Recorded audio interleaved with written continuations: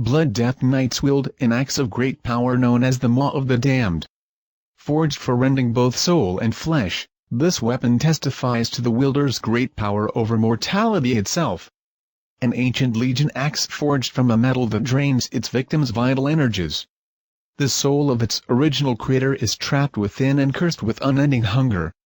For more than 1,000 years, an old and cunning Morg has used the axe to butcher uprisings and consume the life force of the Legion's foes. Over its long and infamous history, the weapon has made its demonic bearer extraordinarily powerful. Frost Death Knights bend the will of Frostmourn's shattered remnants to their cold-hearted needs. Known as ICEBRINGER and FROSTREAPER, these dual devices of death are waiting to be infused with even greater power.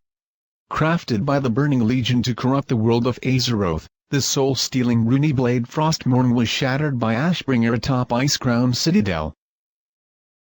Countless souls were freed from the broken blade, but others were not so fortunate. Today the shards of Frostmourne can be recrafted and infused with even more power. However, the spirits still trapped within must first be subdued and bent to the wielder's will. Unholy Death Knights, true to their nature, wield violence, plague, and death in the form of their ghastly blade, Apocalypse, a great and terrible weapon that leaves a trail of broken dreams in its wake. Vampiric demons known as Nathazim forged this ancient sword, which brings with it violence, plagues, and death. Apocalypse soon earned a horrific reputation in the hands of a teary-scarred mage who couldn't control its destructive energies. In time the sword was seized by the malevolent Dark Riders, servants of MEDIVH, the corrupted guardian of Tirisfal. They hid the blade in the catacombs under his home, the Tower of Karatsan. Havoc Demon Hunters deal quick and lethal damage with the twin blades of the Deceiver. These glaives of immense power cut through all that would stand in the Demon Hunter's way. These glaives belong to the former Demon Hunter Veredas Felbsul. Once a member of the Illidari and a sworn enemy of the Burning Legion, he was slain at the Black Temple. After the Legion's leader, Kil'jaeden, revived him in the Twisting Nether, Veredas surrendered to the demon within him, forsaking his mortality.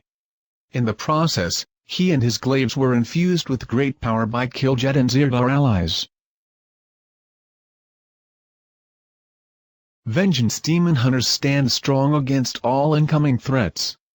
Their weapons of choice are the Aldrachi Warblades, which are infused with the might and incredible resilience of a lost people. In ages past, the Dark Titan, Sargeras, offered the mighty Aldrachi people a place in his Burning Legion. But the Aldrachi proved incorruptible. They slew innumerable demons before their race was wiped out. Sargeras personally killed their greatest champion and seized his weapons. Much later, a demon hunter willingly became the servant of Sargeras' lieutenant Kil'jaeden. Pleased, Kil'jaeden bestowed the warblades on her, that she might wield a portion of the Aldrachi's bygone might, and devastate the mortals of Azeroth with it. Balanced druids wield the Scythe of ELUNE, a weapon that demands a true understanding of what balance means. Those who are not strong enough are easily pulled by this magnificent weapon's tides and become the mastered rather than the master. This mystical artifact was created millennia ago from the staff of ELUNE and a fang from the wolf demigod Goldrin. The Scythe of ELUNE carries a long and unsettling history for druids. Those who are not careful enough can easily be overwhelmed by Goldrin's spirit, which infuses the scythe. Tied to the origin of the Worgen on Azeroth, the scythe is said to possess untold lunar power for the druid with balance enough to keep control. Feral druids carry what is far more than a symbol of their fierce resilience in the fangs of ASHAMANE. Infused with the primal power of old, they will serve well in the fight to come. The massive grey panther ASHAMANE, one of the first wild gods, was one of many to answer the call of the demigod Cenarius and defend the world of Azeroth during the War of the Ancients. She fell in battle against the Legion, but saved countless lives in the process. A great shrine was built in her honor in Volashura, and her fangs were adorned and put on display there. It is said they still carry much of her power. Guardian druids exemplify the term force of nature. With the claws of Ursic to aid them, they will become a formidable wall of fur and rage, withstanding any who dare face their might. Forged from Titan steel by the Titanic Watcher-keeper Freya, these claws were her gift to the great bear Ursic, one of the wild gods. He wielded the claws in countless battles until his death during the War of the Ancients. Although his body faded away, the claws remained, and legends say a fragment of his spirit lingered within them. After wresting the claws away from Ursic's Firbolg followers, a band of druids took the claws to the Emerald Dream, sought out Ursic's spirit, and returned the claws to him for safekeeping. Restoration druids are great friends to nature and masters of the ways of healing. With a branch of Gungnir, the mother tree in their grip, they stand ready to hold fast against any who dare disturb Azeroth's stability. This is a single branch taken from Gungnir, the first tree, which was gifted to mortal druids by the demigod Avienna long ago. Its connection to the mystical Emerald Dream serves as a healing and stabilizing influence on the world of Azeroth. In recent times, druids have used this staff to hold back the corruption and madness of the Nightmare. As a result, satyrs within the Nightmare are desperate to see Gungnir destroyed. Beastmaster hunters are uniquely bonded with the beasts they hunt, blurring the lines between predator and prey. To offset the dangers they face in the wild, they wield the rifle TITANSTRIKE, a techno-magical engineering marvel, perfect for staying on target. A peerless example of techno-magical engineering, the TITANSTRIKE was designed by Keeper Mibaron, a Titanic watcher and brilliant inventor. Securely housed in the heart of the rifle, a relic known as the Thunderspark powers the TITANSTRIKE, harnessing the essence of storms and focusing it into concentrated blasts of energy. The rifle's power source can also be credited to Mibaron, who devised it for his comrade, Keeper Thorum, in ages past. Marksmanship hunters are at their best killing from afar. Having a trustworthy weapon in hand is vital, and no finer bow exists than the THAS'DORAH, legacy of the Windrunners. Legend has it that his elven family heirloom, once wielded by an infamous ranger general, can turn a mediocre archer into a master marksman and make a master truly peerless.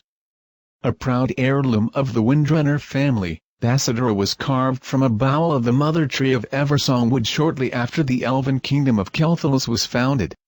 Handed down to the eldest of each generation, the bough was last wielded by the High Elf Ranger Captain Illyria Windrunner. It disappeared along with its owner following the destruction of the Orcs' homeworld, Draenor, and the subsequent formation of Outland. Survival hunters are masters of enduring in the wild, using traps and snares to bleed their enemies. With the ancient touch Talanclaw, Spear of the Wild Gods in hand, they can finish their foes with one final thrust. The High Mountain Tauren crafted this spear, which predates the first demonic invasion of Azeroth more than 10,000 years ago. Talanclaw's wielders have fought alongside many guardian animal spirits, also known as ancients, to defend the world of Azeroth and its wildlife in particular. Over the millennia, these ancients have bestowed their blessings on the weapon, imbibing it with a portion of their power. Arcane mages wield ALUNETH, Greatstaff of MAGNA, a great and storied weapon of old that has more than proven its worth in battle against the Burning Legion. ALUNETH was most notably wielded for a time by Egwene, the only female guardian of Tirisfal, although stories indicate that it is far older than she. She is said to have found the staff roughly a century after she took up the mantle of guardian, and to have wielded ALUNETH in many battles against the Burning Legion. Several years before relinquishing her title, she retired the staff, but none know where she might have stored it. What better weapon for a fire mage to wield than the sword Felomilorn, known as Flamestrike in its native language? A weapon with a proven history that will prove invaluable in the fight to come. Flamestrike in its native tongue, Felomilorn was born into battle by members of the Sunstrider family as they proved their valor in the War of the Ancients, during the Troll Wars, and against the Death Knight Arthas Menethil. After it was destroyed, Prince Kalphas Sunstrider reforged the sword to be even stronger and used it against the Lich King, trading several blows with the demonic Reneblade Frostmourne. Ultimately Kalphas was forced to retreat, and the sword was lost in the frigid waste of Northrend. EBONCHILL is a most suitable weapon for a frost mage, its very name will freeze the hearts of the enemy. This great staff was wielded by the first Guardian of Tirisfal and has seen its own share of battle. The staff of the first Guardian of Tirisfal exudes unnatural iciness, allowing its wielder to keep a cold, sharp, and collected mind even in face of overwhelming odds. This great staff was wielded by Elodie, the first Guardian of Tirisfal. He bore the staff into many battles against Legion forces for the century in which he served as Guardian, then stepped down from the role of Guardian, but he retained the staff to his dying day. Upon his passing, the Kirin Tor stored the staff safely away for fear of what might happen if a lesser mage attempted to wield its power without the ability to control it fully. Brewmaster monks wield the staff Fuzan, the Wanderer's companion. Crafted from the first of Pandaria's forest, its journey through the ages has imbued it with untold power in the hands of these clever masters. Long ago, as the Titanic Watcher-Keeper Freya set out to populate the world with life, she placed one of the first seeds in Pandaria. From it grew Fuzan, the first, and all of Pandaria's forests descended from it. Before populating the rest of Azeroth, Freya fashioned a walking stick for her travels from one of Fuzan's branches. Eventually Freya passed her staff to the Jade Serpent, ELUNE, who later gave it to a uniquely clever Hazan. The Monkey King, as he was called, hung his most prized possessions from the staff, which he carries with him to this day. SHEILUN, Staff of the Mists, has been through many trials in the bid to protect the lands of Pandaria. In the hands of the right Mistweaver monk, it could aid in turning the tide against the Burning Legion. During last Pandaren Emperor's reign, a prophecy arose that a ruthless legion would invade the world of Azeroth and leave it shattered. To save his people, Emperor Shao embarked on a series of trials, taking with him the ancient staff SHEILUN. Afterwards, he used his newfound wisdom to become part of the land. He made Pandaria into a separate continent and enshrouded it in mist to protect it. His staff clattered to the ground, where it lay until the monks of Tian Monastery found it and took it to the Terrace of Endless Spring for safekeeping. Fists of the Heavens in the hands of master martial artists, the Windwalker monk, are lethal against any foe. Infused by the raw elemental powers, these weapons make this monk near unstoppable. Thousands of years ago, the famed Tal'Vir smith Irmot crafted a pair of magnificent handblades.